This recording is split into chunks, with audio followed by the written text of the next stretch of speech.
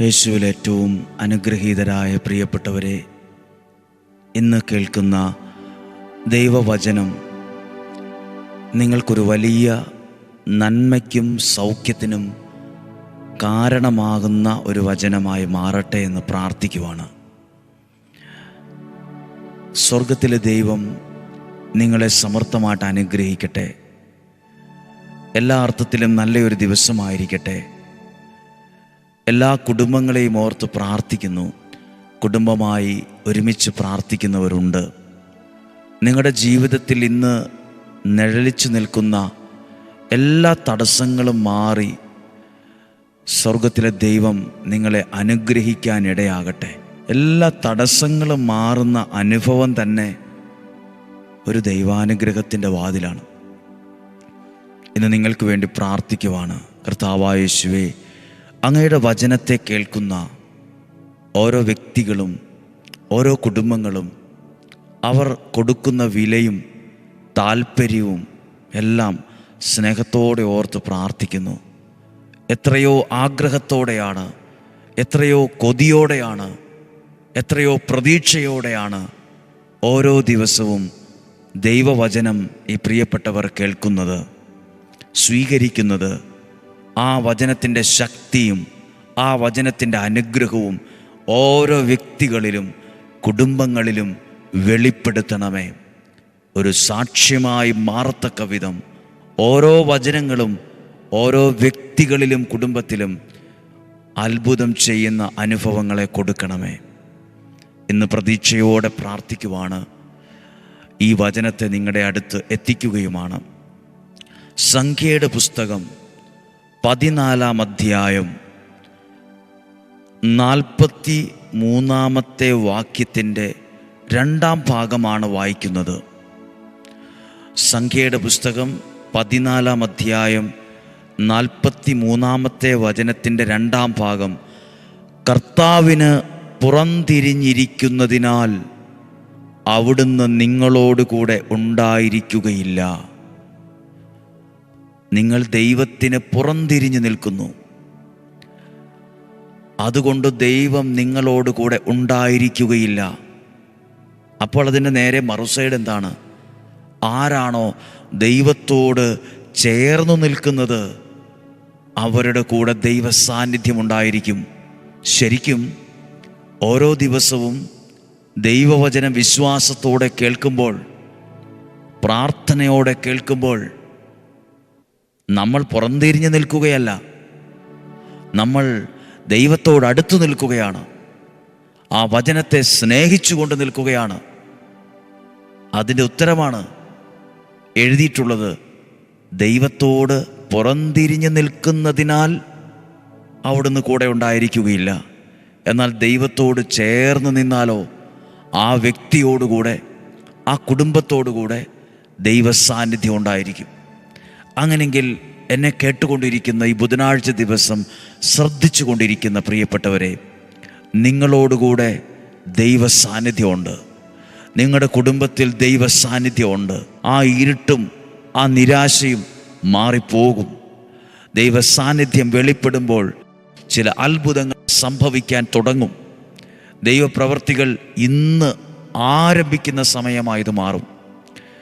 പുറംതിരിഞ്ഞു നിൽക്കുന്നതിനാൽ ഞാൻ നിങ്ങളോടുകൂടെ ഉണ്ടായിരിക്കില്ല. അടുത്ത ഭാഗം 44-ാമത്തെ വാക്യം.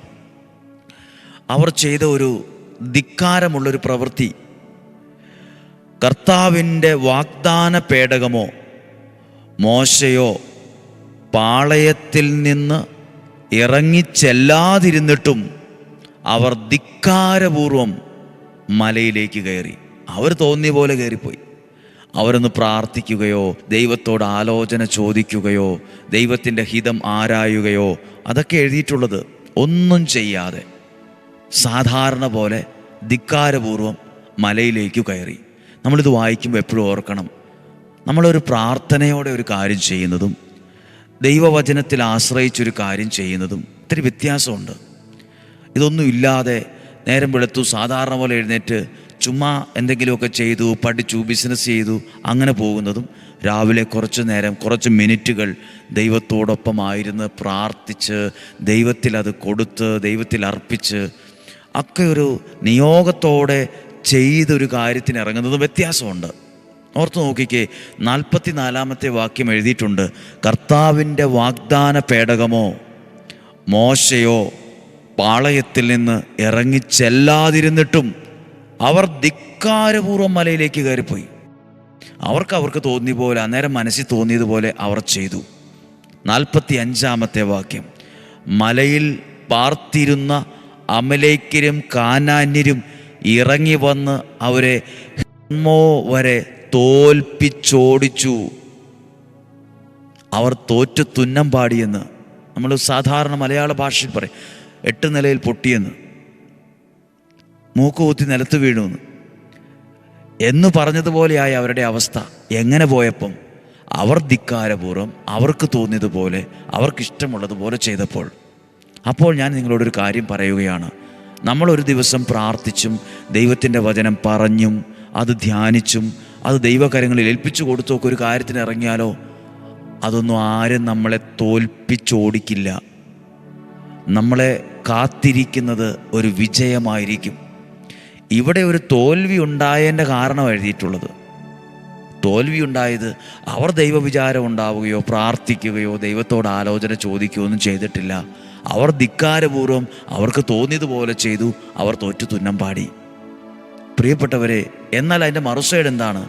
നമ്മളൊരു കാര്യത്തിന് ഇറങ്ങുമ്പോൾ, അത് പഠിക്കുന്നൊരു കുഞ്ഞാകട്ടെ, നിങ്ങൾ ജോലി ചെയ്യുന്നവരോ ബിസിനസ് ചെയ്യുന്നവരോ കൃഷി ചെയ്യുന്നവരോ വിവിധ രാജ്യങ്ങളിലുള്ളവരോ എന്തുമാകട്ടെ, നിങ്ങൾ രാവിലെ എഴുന്നേറ്റ് കുടുംബമായി അല്ലെ വ്യക്തിപരമായി കുറച്ചു നേരം പ്രാർത്ഥിച്ച് ദൈവവചനം വേദപുസ്തകമൊക്കെ ഒന്ന് വായിച്ച് ആ വചനം കേട്ട് ഒരു നിമിഷം അതിനെ സ്വീകരിച്ച് ആ വചനത്തിൽ നിന്ന് കിട്ടുന്ന അനുഗ്രഹത്തെയൊക്കെ ഉൾക്കൊണ്ട് ആമേൻ പറഞ്ഞ് ഒരു ജീവിതത്തിൽ ഓരോ ദിവസവും ചുവട് വയ്ക്കുമ്പോൾ അവിടെ ദൈവികമായ വിജയങ്ങളുണ്ടാകാൻ തുടങ്ങും.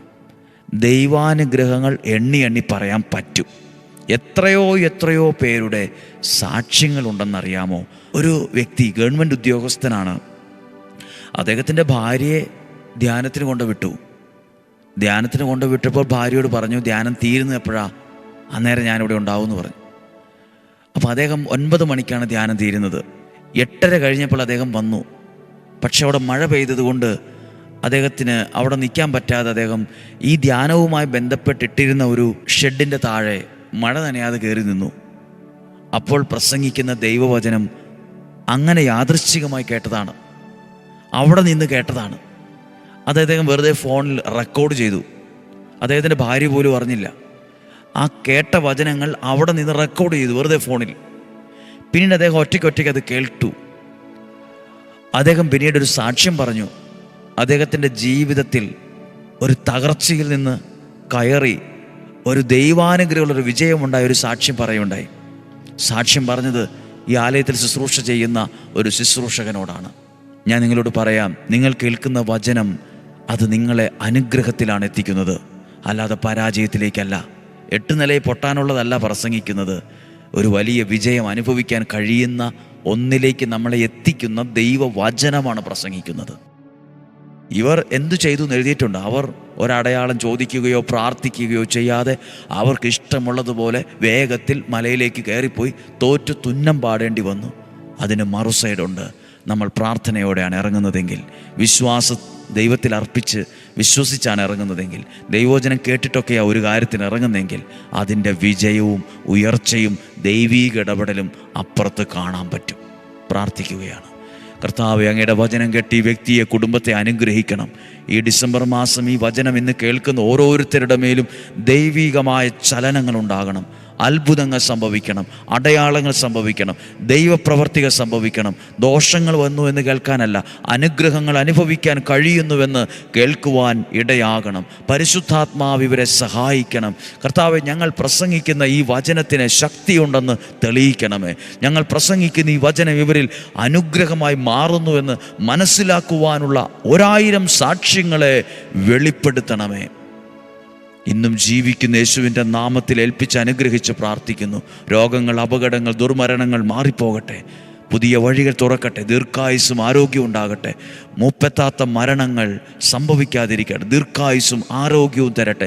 സമ്പത്തും ഐശ്വര്യവും ദൈവം തരട്ടെ. കുഞ്ഞുങ്ങൾ നന്നായി പഠിക്കട്ടെ. അവർ നല്ല സ്വഭാവത്തിൽ വളരട്ടെ. കുടുംബത്തിന് അനുഗ്രഹമായി തീരട്ടെ. രോഗങ്ങൾ സൗഖ്യമാകട്ടെ. പ്രതിസന്ധികൾ മാറട്ടെ. നിരാശകൾ മാറും. ദൈവം നിങ്ങളെ അനുഗ്രഹിക്കും. നിങ്ങളുടെ വീടിനെ അനുഗ്രഹിക്കും. ആ അസ്വസ്ഥതയും നിരാശയും തെറ്റിദ്ധാരണയും സംശയവും ഒക്കെ മാറിപ്പോകും. ദൈവം നിങ്ങളെ സമർത്ഥമായിട്ട് അനുഗ്രഹിക്കും. ഇന്നും ജീവിക്കുന്ന യേശുവിൻ്റെ നാമത്തിൽ നിങ്ങളെ അനുഗ്രഹിച്ച് പ്രാർത്ഥിക്കുന്നു, ഇപ്പോഴും എപ്പോഴും എന്നേക്കും. ആമേൻ. ദൈവം അനുഗ്രഹിക്കട്ടെ. ഈ വചനം സാധ്യം എല്ലാവർക്കും അയച്ചു കൊടുക്കുക. ഒത്തിരി പേർ 5:30 തന്നെ ഇപ്പോൾ വചനം കേൾക്കുന്നുണ്ട്. ഒത്തിരി ആഗ്രഹത്തോടെ അവരെ നന്ദിയോടെ ഓർക്കുകയാണ്. സാധ്യമെങ്കിൽ ആ സമയത്ത് തന്നെ കാണുക, പ്രാർത്ഥിക്കുക. ദിവസത്തിൻ്റെ പല സമയത്തും ആവർത്തിച്ച് കേൾക്കുക. സാധ്യമായാൽ എവർക്കും അയച്ചു കൊടുക്കുക. നാളെയും 5:30 ഒരുമിച്ച് കാണുന്നതുവരെ സർവശക്തനായ ദൈവം എന്നെ നിങ്ങളെ സമർത്ഥമായിട്ട് അനുഗ്രഹിക്കട്ടെ. ആമേൻ.